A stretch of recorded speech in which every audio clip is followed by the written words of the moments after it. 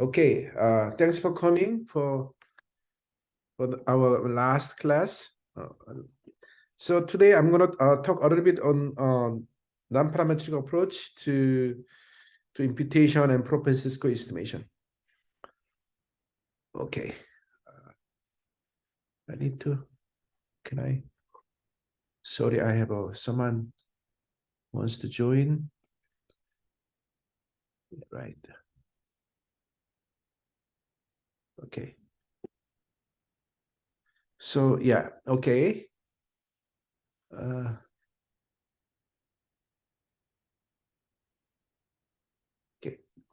So here's the setup.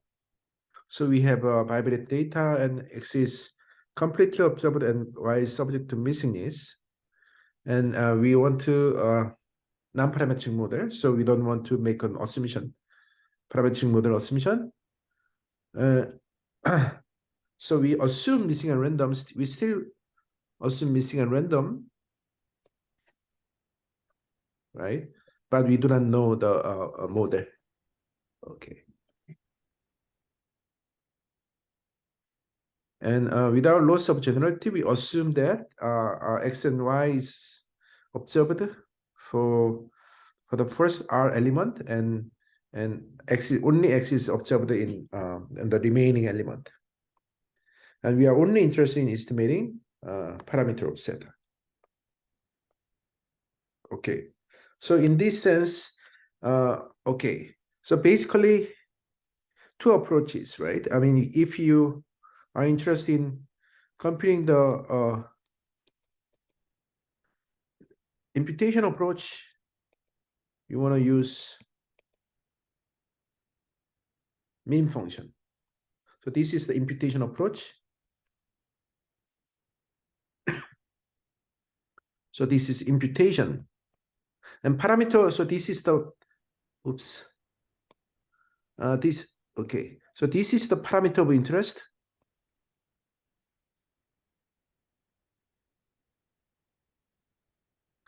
So this parameter of interest is finite dimensional, while in order to compute the finite, so the parameter zeta, we need to estimate this parameter. So this is a mean function, right? Conditional mean function, which is, we can view it as an infinite dimensional parameter. So that's imputation approach. Another approach is the propensity score approach, right? So in that case, we want to use this type of estimator. So in this case, this is infinite dimensional parameter. So imputation approach or PS approach. So in my book, section 6.2, I covered this one, imputation approach, and section 7.8, I covered propensity score approach using non-parametric model. So this is whole big area, actually. Non-parametric regression and self-parametric regression is really a big area with a lot of papers. So I cannot really summarize them all, but I'm gonna use a very simple first step introduction in this class, and hopefully next semester I can cover more details. So for the non-parametric regression, one approach is to use corner regression. So that uses a corner function. So that basically gives a kind of distance, right? If xi is close to xj, it gives higher weight. So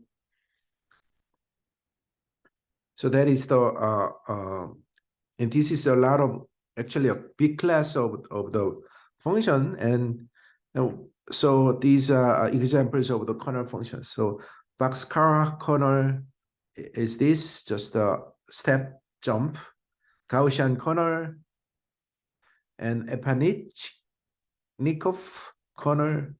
So this is more like this, right? -1 and 1 and things like that. So there's a several ways of assigning weights. So you can view a corner function as the weight depends on how close they are. So if they are really close, in this case, that will be 0, right? K x equals 0. That we want to give the highest weight, but still we want to give weight to the as for non-zero element, so that we can do some smoothing, right? Okay.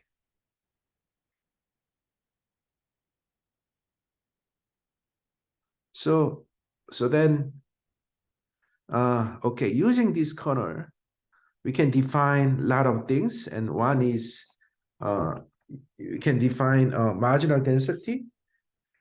So basically,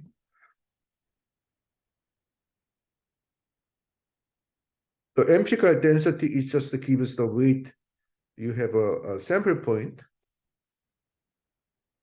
right? You have a sample point. Suppose you have a sample point, and then you just have a jump. That is the empirical distribution, right? That is the empirical distribution. But here, we want to actually so basically it's a smoothing, right? You put, so that empirical distribution gives a zero value for x values outside the sample observation, the sample support. But here we actually have a positive mass for all, right? I mean, so for others, so that way we can do some smoothing. So for example, this point, right? This point have some point, I mean, mass from here, and another one is from here. Okay.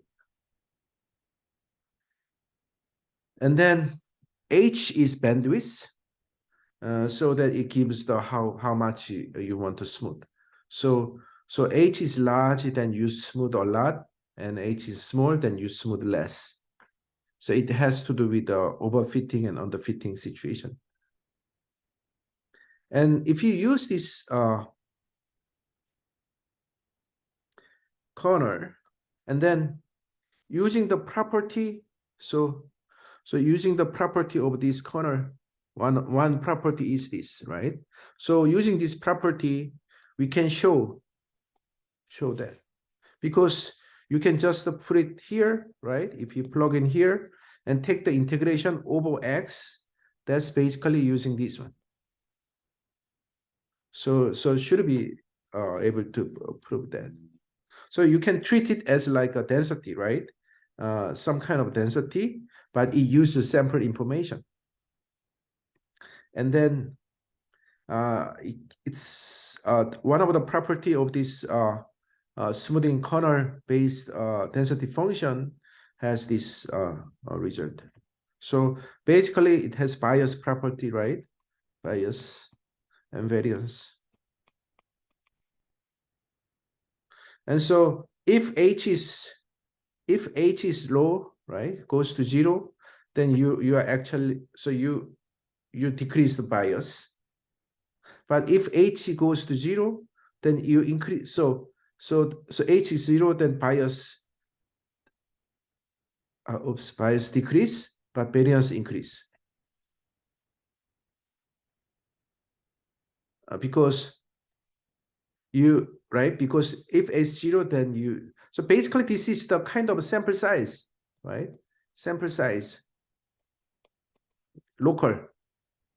You can see local sample size within the, using the bandwidth. Using the bandwidth, you have some kind of local,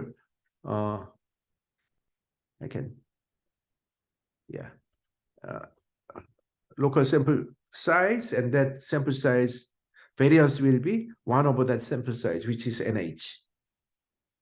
So combining these two, we get this MSE, mean square error result, right? So bias, this is the bias square, and this is the variance. And you can take the differentiation. So if you take the differentiation with respect to, so for H is 3, right? So and then 1 over n times H square 1 minus equal to 0. So you can MSE. So if you do that, then you end up getting, so basically that leads to the order optimum. So the optimal order is n to the, so H5 n to the minus 5, right? So that's this one. Okay, so that is the best choice. But the problem is we never really compute. So computing this C function requires additional information about the distribution of the data. So in practice, we cannot really find the bandwidth, optimal bandwidth, without assuming any extra information. But you can do a data-driven approach using cross-validation.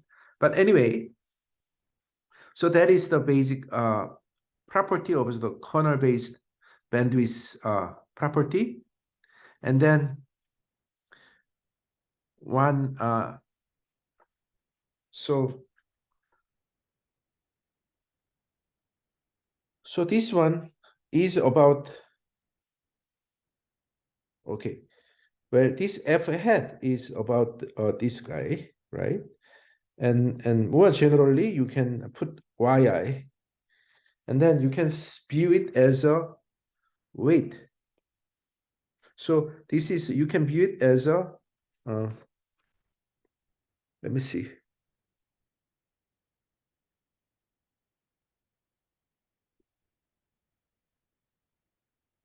So you assign weight, right? You have a yi. So if x is close to yi, then you have a higher weight, right? So okay, well, we already showed that. I mean, check that this is f hat, right? F hat x, and that is fx plus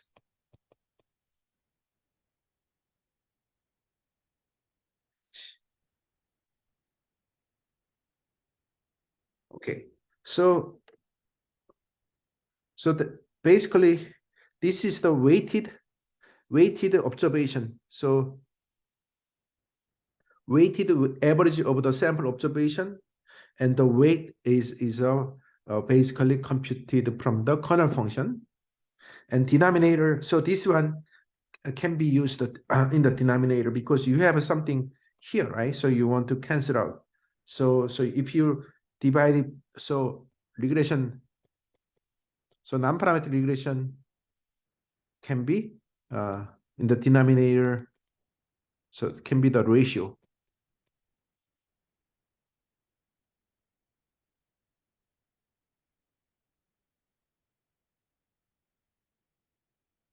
So that gives the basically the weight. So denominator is kind of normalization, some sense, because you want the weight to be normalized. Okay, but this order remains the same, right? You have this is a bias square, and this is basically the variance. Actually, this is the bias, and this is square root of the variance. Okay. Okay, so that gives the this non-parametric regression estimator. And this non-parametric regression estimator is really popular, and Nadaraya, sometimes called Nadaraya-Watson corner estimator. So that is very nice because you don't nearly need any parametric model assumption, right? Although implicitly you need some conditions on the dimension of x. So if the dimension of x is too large, then the consistency can be in question because you may not have enough sample size in the it's essentially course of dimensionality problem. Okay, here's a R code for nonparametric regression. So I mean, this is very popular technique already. So we have a package. So you can use, and this is the bandwidth. So if you choose bandwidth, so this is a normal, right? X is normal 2, 1, and then y is basically 0.0 x minus 1 square plus e, something like that. So this is nonlinear, right? Nonlinear type model, and see whether this nonparametric regression catches the behavior nicely. So this is so you can see that the bandwidth. So this is the bandwidth. So bandwidth you can change, right? So 0.1, and here bandwidth is 3. So 3 seems to be a little bit high because your x, right? The sigma square variance of x is 1 only, and you want to use 3, then you are probably this bandwidth covers a lot of samples, right? So you don't really catch the local behavior. While if you choose this 0.1, right? 0.1, then you may see that okay, basically it's kind of a window that we want to catch to compute the local behavior. And if my window is too narrow, then it may be okay to catch the behaviors, but local behaviors, but the sample size is not really large in that window, right? You don't observe a lot. So then your judgment may be too depends on few observations that you have. So maybe this may be too can be a kind of a overfit problem. So anyway, we'll see. So this is basically the plot. Okay. So red is h equal to 0.1, blue is h equal to 3.0. So see red. So red is h equal to 1.1. And blue, right? H equal to 3. Oops. So you can see that, this one doesn't really catches the structure, right? Because it uses the whole data and fit straight line. So that's basically what it is, and that's not really good. But if for h equal to 0.1, it seems to be a little bit wiggly, right? You have too much variation. So in this case, this green one, which is the h equal to 0.3, seems to be reasonable choice. So that that's basically the message. Here, and you can. So now the question is, how do we really compute this bandwidth reasonably? So that is so basically this h is a tuning parameter, right? Kind of hyperparameter that determines the structure. So then if you use the same sample to compute the parameter and hyperparameter, you are in trouble, right? So you want to orthogonalize some sense. And so basically you want to use different sample to compute two different parameters. So one idea is to use cross validation. So you use, so basically this is your evaluation, right? This is you want to leave out i's pair to estimating the regression, and then this is the residual. So the evaluation for the, so we use n-1 data to sample to compute the estimation, right? So training, and use only one for testing, test sample, and then go over and over again, right? Use so one by one, and that is the basically leave one out cross validation, and then generalized cross validation. Basically, this cross validation has is a little bit computationally heavy because you want to refit, right? You need to recompute everything for each sample, training sample. So there's a, so in the case of the linear type non-parametric regression, so in this case, our non-parametric regression estimator is end of the day linear in Y. So in the case of linear in Y situation, you can actually have a algebraic simplification to compute the cross validation easily. So this is basically alternative computation. So that is applies only when linear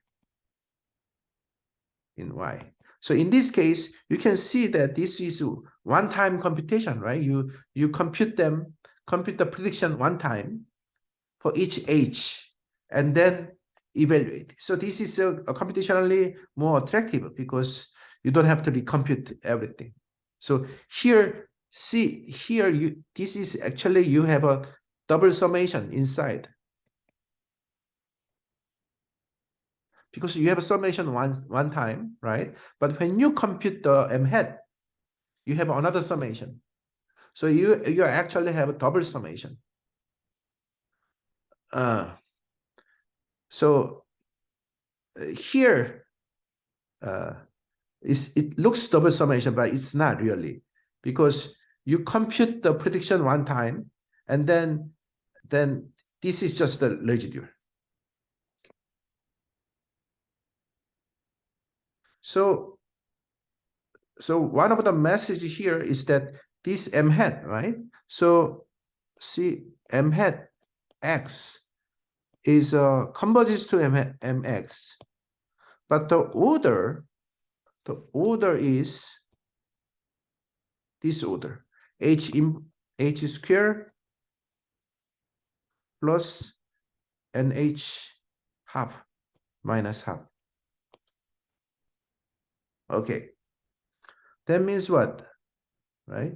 That means, okay, how, when this term, so if, for example, in the optimal choice, n to the minus fifths, right? So that means if n is large, so n increase, then h decrease slowly. And but sorry, that's not true. Well, it's okay. Okay.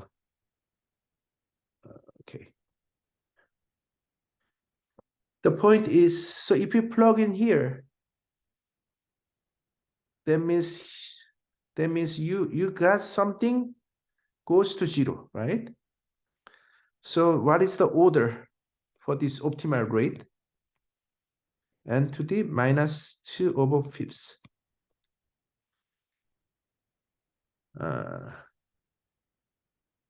Right? So that means that's good because it goes to 0, right? But this is not equal to n to the minus half. So what is the big deal with this one? Well, remember when you compute this asymptotic normality, whatever, right? In the parametric model, we got this, right? So that is called central limit theorem, but this is the main idea behind is root to n consistency. So root to n consistency means it's not just a consistent, but the order of the consistency is a root to n order. So that means you multiply by root to n, you still get bounded improbability. If you multiply this guy, right? The problem is that if you multiply this guy with the m hat x, that means you are. So if you, because this guy is OP n to the 2/5. So if you multiply and half, right? Then turns out that this is goes to infinity. Because this is bigger than this one. So second term, right? Second term goes to 0. The first term goes to infinity, and they multiply. But the first term, root to n term, is bigger. So goes to infinity faster than the second term goes to 0. So that means this is not really good because it's not consistent, right? When you say this estimated consistency is means it goes to 0, right? But here, so it is consistent, of course. This term itself is consistent in the sense that it goes to 0. But if you multiply by root to n, it's no longer consistent. So that is one of the limitations. I mean, that's the price. That is the price we pay for non-parametric regression. Because for parametric, we don't have that situation. In the parametric model, we always have root to n consistency. But under very weak conditions. But in the non-parametric regression, this is the kind of best rate we can achieve. So that means we have to do. So that means we cannot really establish central limit theorem. But here's a kind of surprising news at the time. So basically, what Philip Chang, he's in Taiwan now. What he's doing, what he's claimed is that if you do non-parametric imputation and plug in, and then we know this is not really root to n consistency. I mean, pointwise is not really root to n consistency. So pointwise means that at this x, right? So pointwise.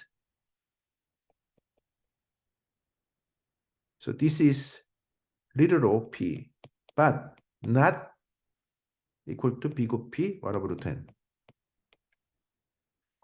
So pointwise is not really 1 over root n, but end of the day, average over. If you average over, it becomes root n consistency. So the rate is 1 over n, 1 over root n. So that is a kind of surprising result. So that means it's nice because you get you can compute the central limit. So you can use this result to end of the day you can compute the confidence interval and everything, even though you use non-parametric regression. Okay.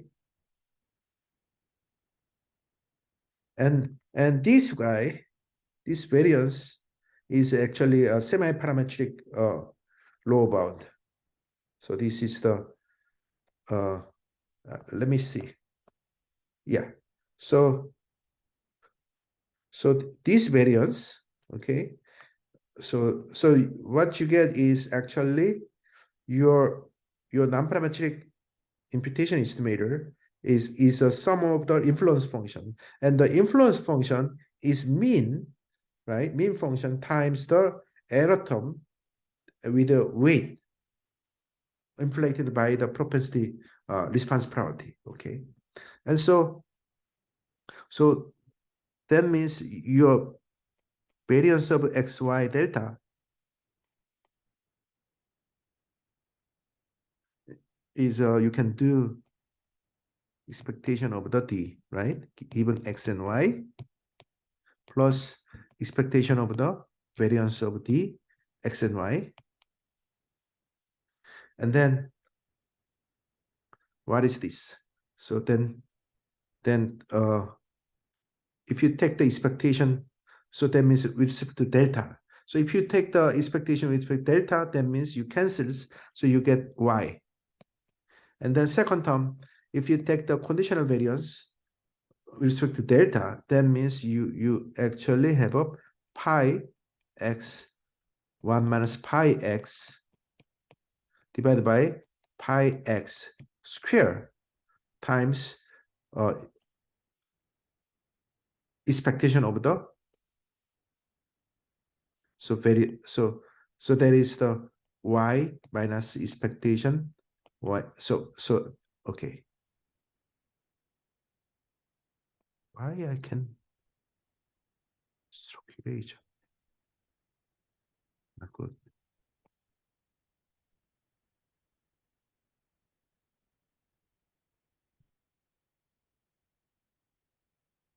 Okay, sorry. Anyway, mx square. Okay, and then second term, basically this second term is can be written as a expectation of the 1 over pi x minus 1 times, if you take the, so now you can take the expectation with respect to y given x, then you get variance of y given x, right? And so, and then the first term is a variance of the expectation mean x plus expectation of the conditional variance. So basically end of the day you get some cancellation. So this guy cancels with this guy, and so you get mean term, variance of the mean plus 1 over pi times the variance. So that is this. Okay. So so two things, right? Two things. One is, surprisingly, if you do nonparametric regression imputation, you get root 2 inconsistency. So that's one thing. Second thing is that the asymptotic variance turns out to be the optimal one, lower bound, semi-parametric lower bound. So this is the semi-parametric lower bound that we covered in the class, Robbins, right? Robbins error result, 1994. Is theorem in my textbook, that is theorem 7.3. So so that is the good news. Anyway, so that is the one discussion, one point. And then you can see this is just what, okay, this estimator, nonparametric imputation estimator, you can write it as a fractional weight, and the fractional weight uses the corner function for nonparametric regression. Okay, so that is the one result. And now if you look at the paper, so I hope that you guys, if you have time, you guys check out these papers during the winter vacation.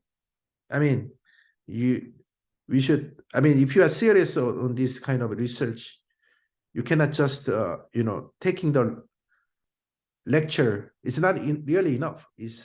I just give you very minimum information, and you need, so you guys yourself fill out all the gaps by yourself. So you guys can, I mean, if you are interested, you can check the paper. So if you check the paper, it's not really easy to read, first of all. And they, in the paper, they skip the details. I mean, this guy skipped the details, and so it's not really easy to understand what's going on behind. And then later, Dong Wang, and this is Song-Shi Chen. So,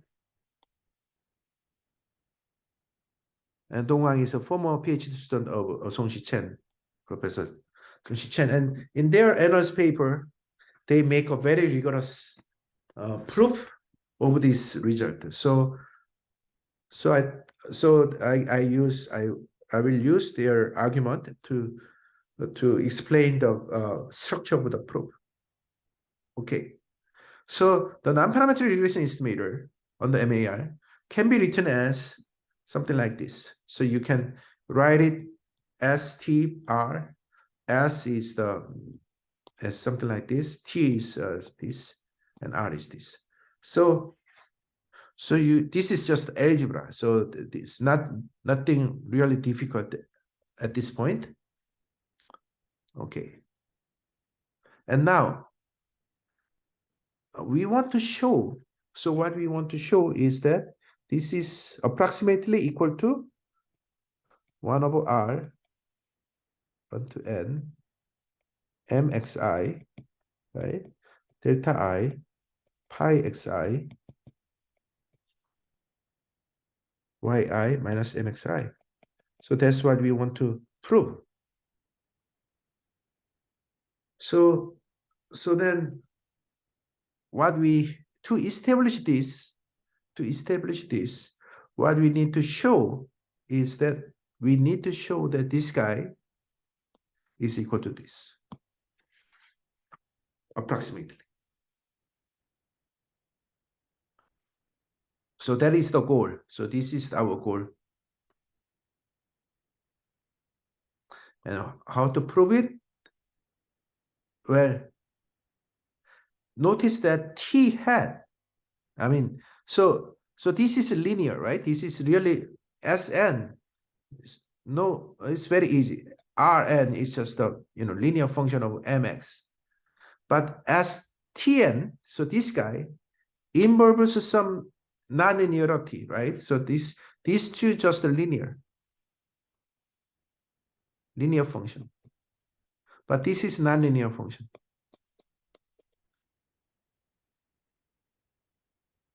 So linear function of the data, I mean, of xi, yi, delta I. But the Tn is not, because m hat is not, right? M hat is this form. So m hat is actually a ratio of the two kernels. So we need to somehow take care of this ratio. So then what we want to do is to use the lemma, right? The lemma, the first result is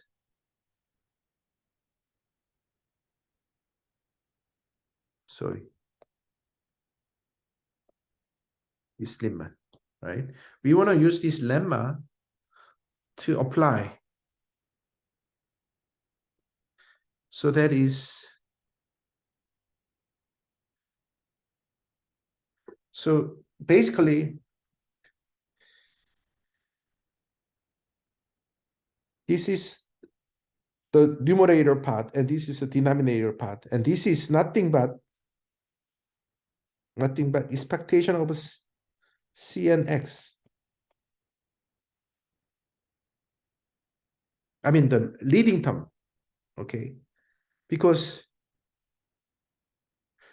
if you look at this, you have something here, right? So this is the leading term. So that's basically here. And also this is the leading term. So the difference is that we now have a delta here, right? So previously, okay. Previously we didn't have, so in the difference now is that we have a delta here. So that means instead of computing the expectation of the y given x, we need to compute the expectation of delta y. So what is the delta y times y given x? So that, okay, right? Remember, okay, let's go back. So remember, let's take a look at this more carefully. Oops, sorry. Okay, let's take a look at this carefully. So basically, you have a corner estimator, right? Corner mean of y. And then the result is that density of x times mean function. That is the leading term. So I'm going to use the same result here. So that means the leading term for Cn should be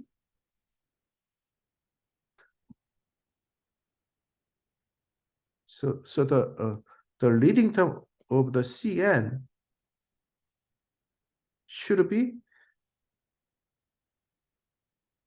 because of this. So leading term fx times expectation of the delta times y given x. Okay, and then by missing at random, and then this is equal to expectation of delta given x times expectation of y given x by MAR. So that's how we get this one. Okay, and denominator is same thing, right? We have a so delta times, so there's no y, so we get just this one. And then so we have a ratio type estimator. So the ratio we can use Taylor expansion, right? So Taylor expansion, so basically this is a two random variable, and this is the ratio of two random variable. So the ratio of two random variable, okay, I just wanna, I guess my point is, okay, basically you can see it, what you can think it this way. OPAN Tn equal to expectation of the Tn, and An goes to 0. And then basically Cn divided by Dn equal expectation of the, so you can write it as a function of Cn and Dn. And then apply Taylor expansion. So then Taylor expansion is you have a Cn expectation of Dn plus round C, right? Round F times Cn minus expectation Cn plus round D F Tn minus expectation of Tn, right? Plus on the bounded condition, you get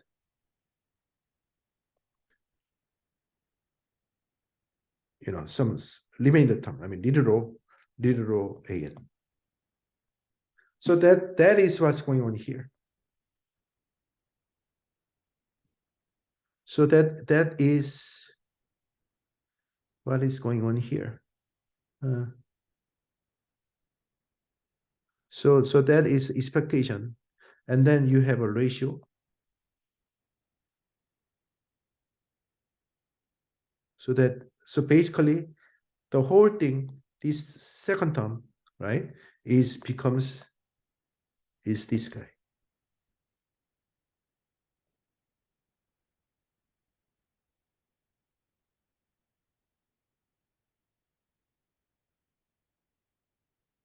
And then I don't know why this is the big O.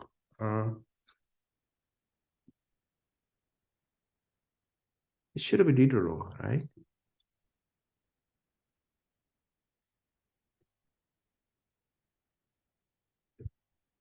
Yumo, do you know?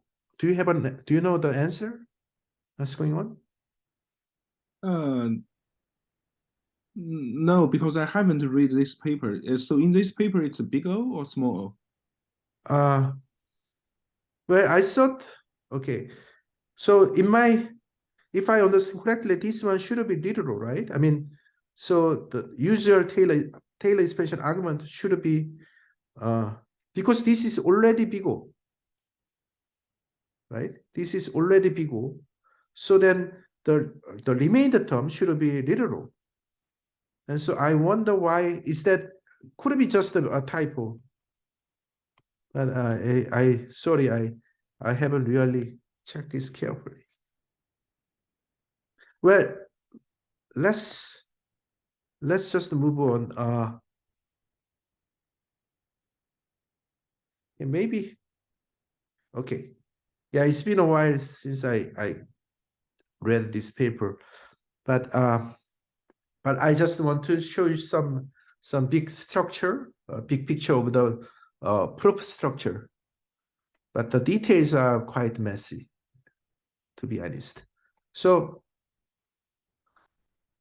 I think, so let me just yeah. So okay, let's go back. So lemma 1 basically shows the big O P result. So lemma 1 is just showing the big O P result, which will have this. I'm sorry, which will have this one here. And now Taylor expansion supposed to lead to make it a literal for the remainder term. Okay. And then basically because the definition of, by the definition of the Tn, we can plug in this result to here. So then this guy is equal to, so this guy is equal to this guy. And then that can be built into your, so this double summation comes from here. And then this guy is just this guy, and this guy is just this guy. And then this guy is this guy. Okay. And then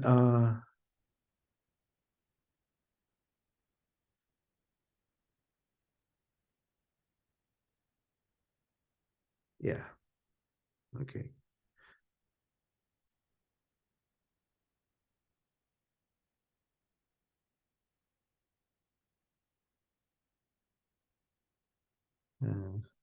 Well, okay. Let's just move on now. And so after that, they show that now we are in a position to determine the right amount of the bandwidth. So if you choose this, if you impose this, then we can obtain. So this guy means what? You want h to be goes slow. So h is supposed to go to 0, but slower than n, right?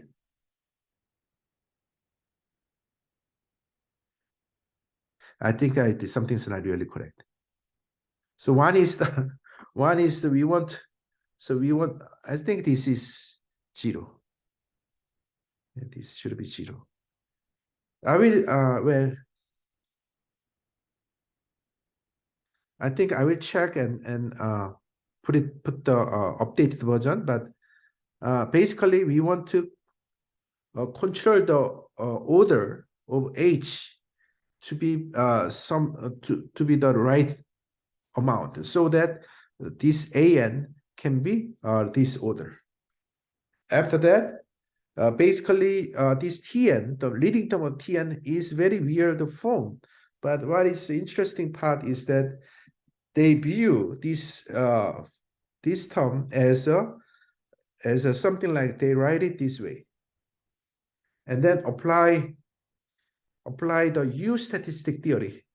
So the basically this is the form of the U statistic of order 2. So U statistic of order 2, but we want to show some kind of a linearization. So this is what we want. So one of the technique for U statistic theory is to do hijack projection.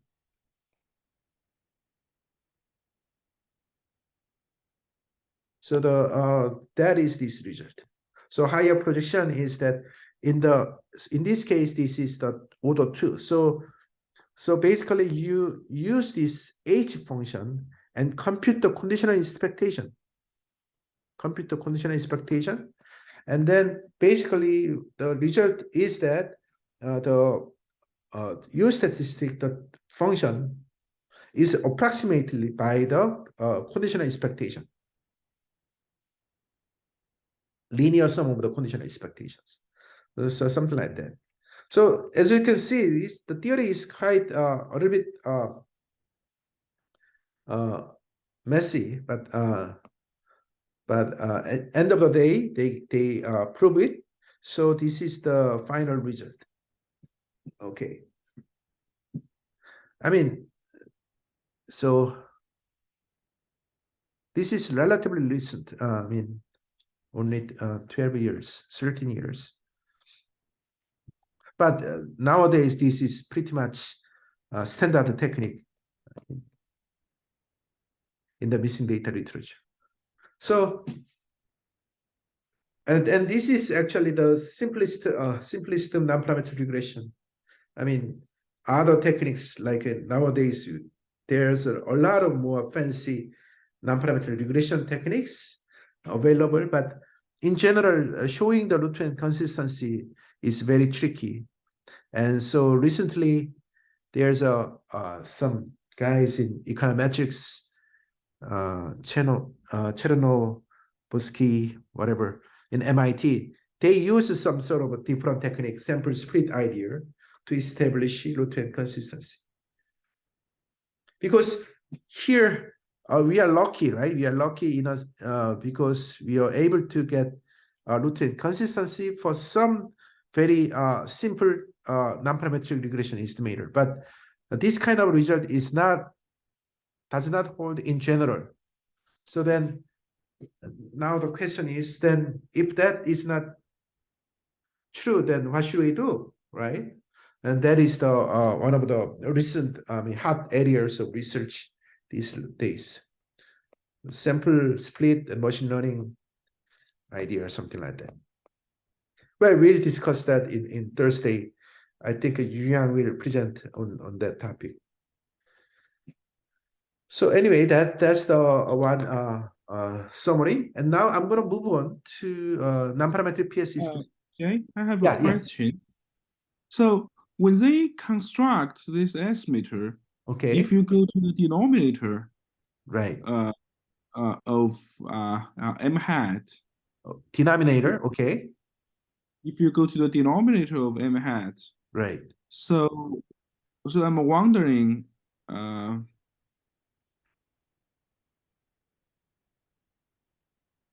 right, this D nx.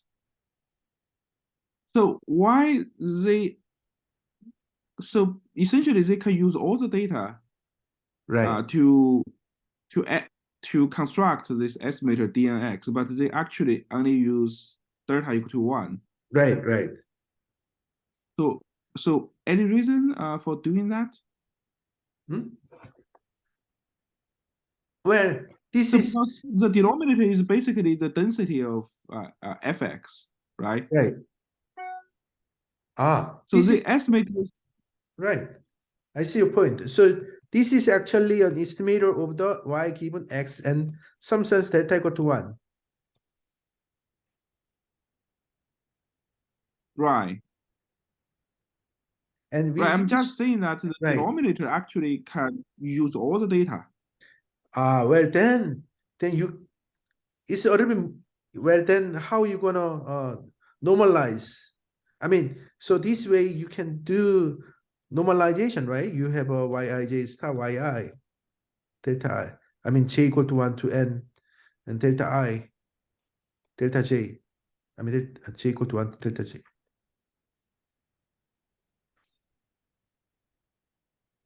We want to use the observe. So we only have a delta observe the data delta equal to 1 cases, and we want to assign weight.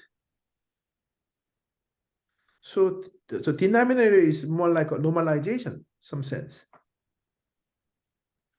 right? Yeah. Okay. Yeah.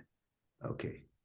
So actually, in practice, I think many researchers actually use some sort of the threshold to make sure that denominator is greater than certain number, like some epsilon is 0.001 something.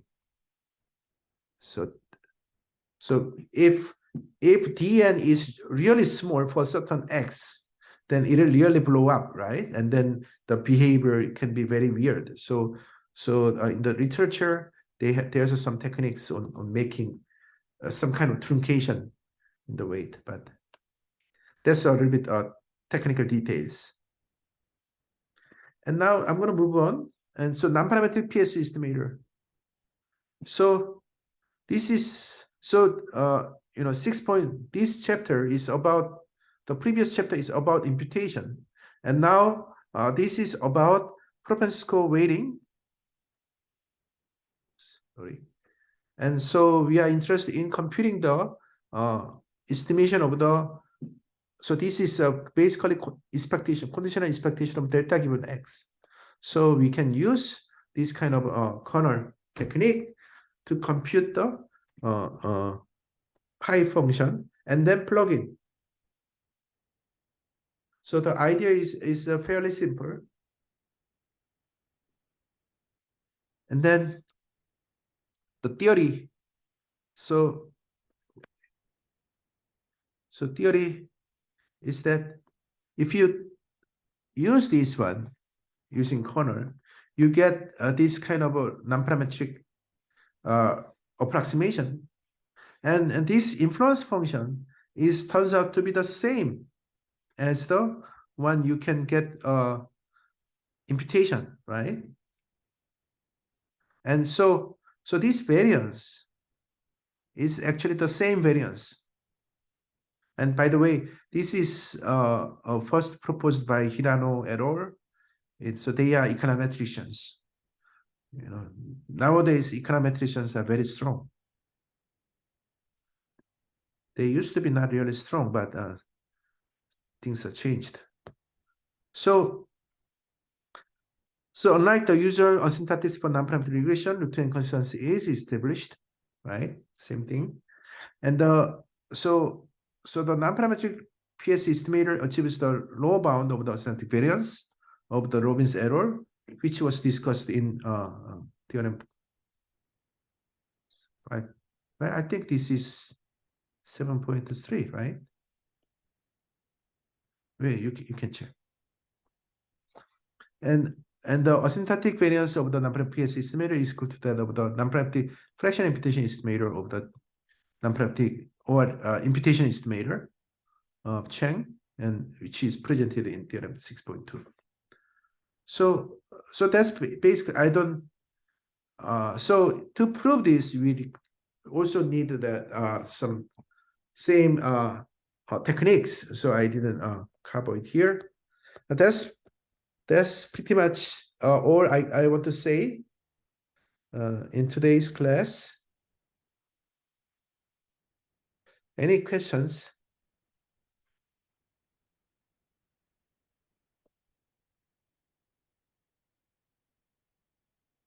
Okay. Well, if not, then we'll. So thank you all. So we'll stop today here, and then we'll meet Thursday on an analytical hall at noon. And so we'll see you there Thursday. Okay. So, Yeah. yeah, thanks. But I actually have a question. Yeah, sure. Yeah. Go ahead.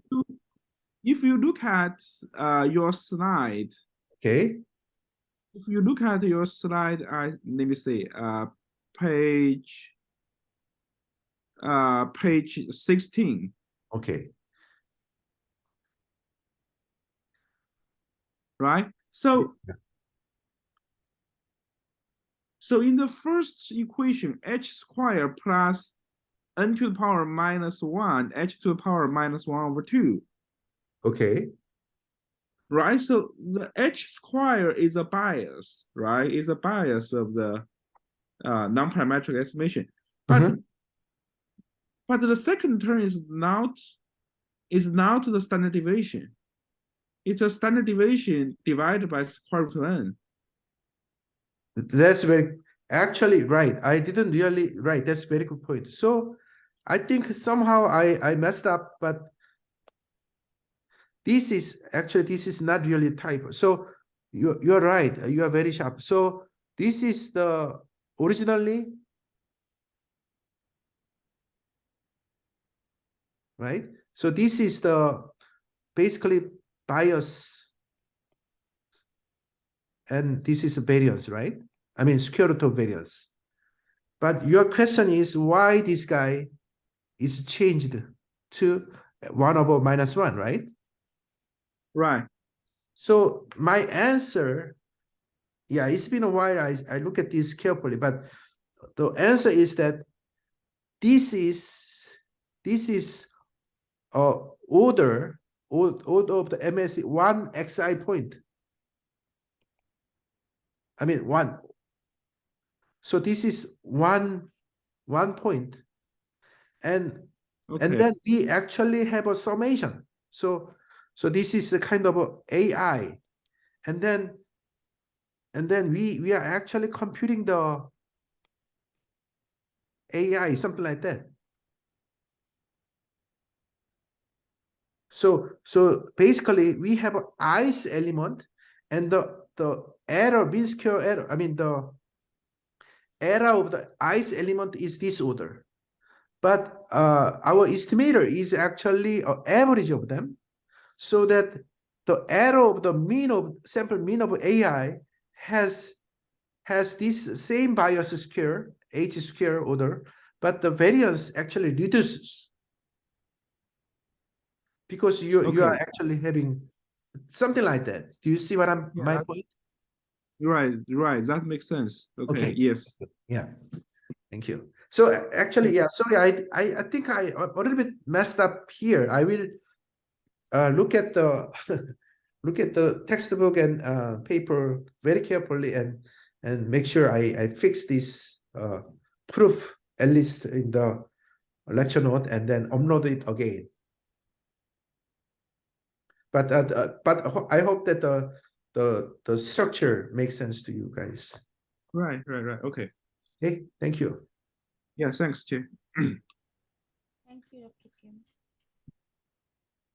Any other questions? Okay, if not, then see you on Thursday. Bye. Yeah, bye-bye, Jae.